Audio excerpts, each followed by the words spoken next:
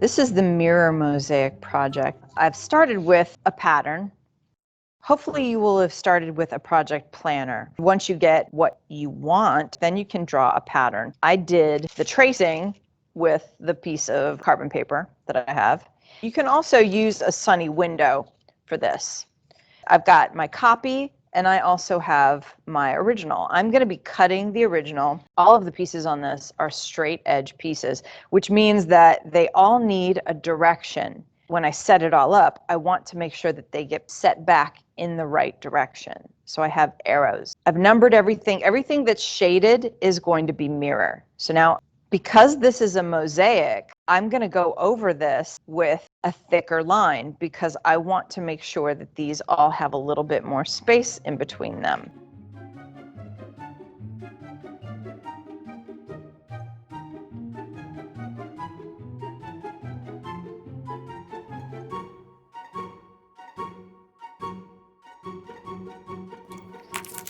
I'm going to be using regular scissors to cut away the black line. This is what's going to allow for some grout space.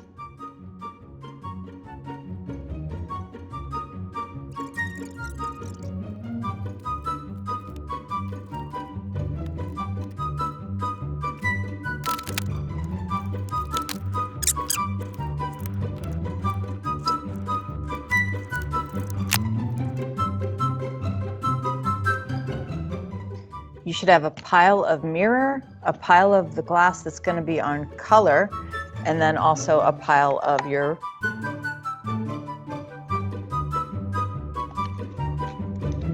You can glue your pieces on with rubber cement. That's one way of doing this. If you have rubber cement, you know how this works. You take the brush out, take some pieces away. You can brush right on. Use your edges if you need to.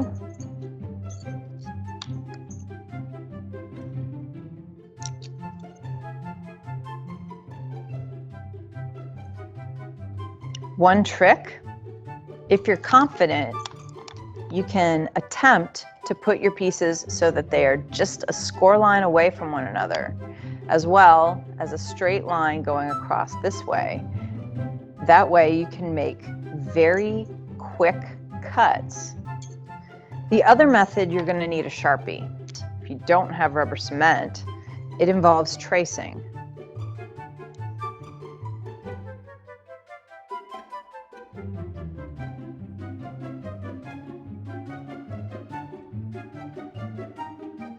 Just don't forget to put your numbers in the direction that they go, just like they were on the pattern.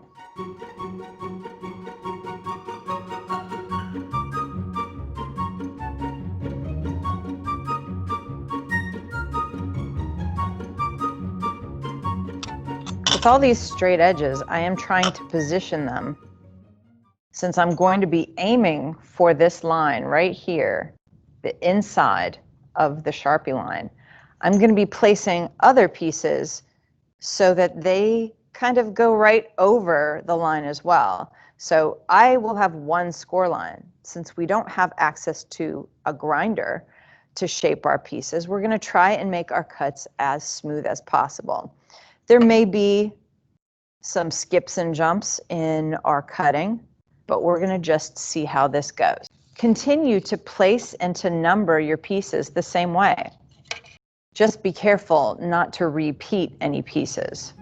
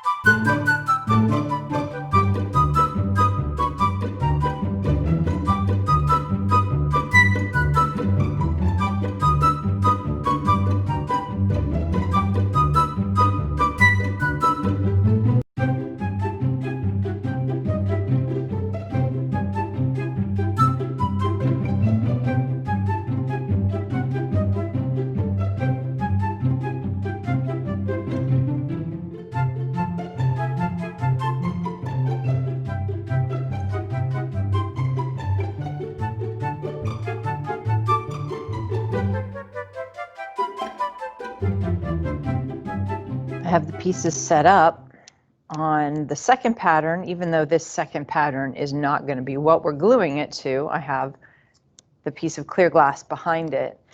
The piece of clear glass behind has a little bit of a margin around it. It is cut 9 inches by 11.5, and that allows a 1/2 of an inch extra. So on all sides, you have 1/4 of an inch here, 1/4 of an inch on top and bottom as well. And that is for if you have any kind of problems with your cutting, and you can spread your pieces out just slightly. This isn't going to be quite like a stained glass window would be, where everything is, after it's foiled, it's put very close together and there's no gaps. You're trying to have a little bit of gaps in this project because that's where the grout is going to go. Here are now the pieces that I'm going to be using.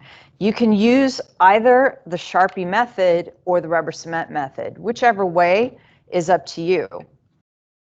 Arrows on your pieces can also be an indicator as to what direction you want your pieces to face on the glass as far as the way the grain goes. Glass always has a direction because it goes through a roller in a certain direction, and that's the way it spreads out, just like frosting would on a cake. Glass does the same thing.